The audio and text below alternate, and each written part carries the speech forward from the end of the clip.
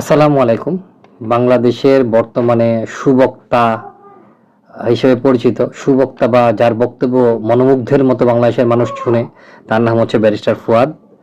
তো হঠাৎ করে ব্যারিস্টার ফুয়াদের একটা খবর চোখে পড়লো। বাবুগঞ্জের ঘটনায় বিএনপির 10 লাখ ভোট কমেছে। তো জিনিসটা বোঝার চেষ্টা করলাম, হঠাৎ করে এই কথা কেন বললো ফুয়াদ সাহেব। তো তারপরে দেখি, নিউজ দেখি, তাকে লাঞ্ছিত করা হয়েছে, তাকে দাবরানি দেওয়া হয়েছে, তাকে পেটানো হয়েছে। হয়তোবা পেটানো হয়েছে, আমি ঠিক জানি না পেটানো হয়েছে কিনা। তো এই দাবরানি খেয়ে ফুয়াদ আসলে কোথায় আশ্রয় নিয়েছিল বা তাকে কে রক্ষা করেছিল আমি জানি না। এই ফুয়াদ বাংলাদেশ সেনাবাহিনী বা সেনানিবাসে আক্রমণ করার মতো হুঙ্কার ছেড়েছিল। এই ফুয়াদ বাংলাদেশের মুক্তিযুদ্ধ নিয়ে যাতা বলে, এই ফুয়াদ বাংলাদেশের প্রবীণ রাজনীতিবিদদের নিয়ে যাতা বলে। এই ফুয়াদ ব্যারিস্টার ফুয়াদ বা টাকলু ফুয়াদ, এখন টাকলু ফুয়াদ নিয়ে পরিচিত, তার ল্যাংটা ছবি বের হয় কোন নারীর সাথে, সত্য মিথ্যা জানি না। তো এই ব্যারিস্টার ফুয়াদ যখন বলে যে বিএনপি 10 লাখ ভোট কমে গেছে, এই ফুয়াদের কয় হাজার ভোট আছে? এই ফুয়াদ যখন সেনাবাহিনীর ভিতরে হুঙ্কার দেয় বাংলাদেশের সেনানিবাস আক্রমণ করার জন্য, এখন ফুয়াদকে কে বাঁচাতে গিয়েছিল? ফুয়াদ বাঁচার জন্য কার কাছে ফোন দিয়েছিল? কোনো সেনাবাহিনী সেনা কর্মকর্তার কাছে, ওখানে থাকা আইন শৃঙ্খলার কোনো সেনা কর্মকর্তার কাছে ফোন দিয়েছিল, নাকি পুলিশের কাছে ফোন দিয়েছিল?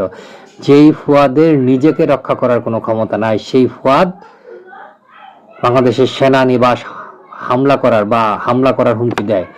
এই ফুয়াদদেরকে এমনভাবে পেটানো উচিত ছিল। যাই হোক, পেটানোটা ঠিক না, এগুলো হচ্ছে যে মানে ঠিক না, কিন্তু ক্ষোভের ভাষা যদি আমাকে বলেন, এই ফুয়াদকে এমনভাবে পেটানো উচিত ছিল যে এই পেটানোর ফলে ফুয়াদকে দেখানো গেছে, নূরকে পেটানোর পরে ফুয়াদের শিক্ষা উচিত ছিল। যাই হোক, এখানে যেহেতু বাংলাদেশের আইন শৃঙ্খলা বাহিনী পেটায় নাই, পিটিয়েছে বা দাবরানি দিয়েছে বাংলাদেশের রাজনৈতিক দলগুলো, তো ফুয়াদের মতো একজন বাটপার, আমি ফুয়াদকে আগে খুব পছন্দ করতাম ওর কথাবার্তা, কিন্তু এক পর্যায়ে দেখলাম যে সে এমন সব কথাবার্তা বলে, সে ইতিহাস বিকৃত করে, সে এমন সব কথা ডায়লগ ছাড়ে যে ডায়লগগুলো আসলে একজন সুস্থ মস্তিষ্কের মানুষের পক্ষে সম্ভব না।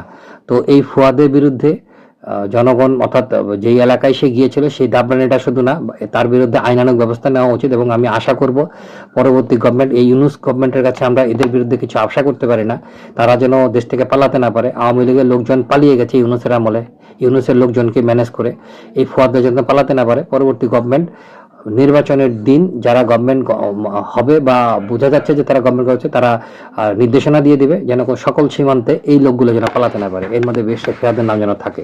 ধন্যবাদ।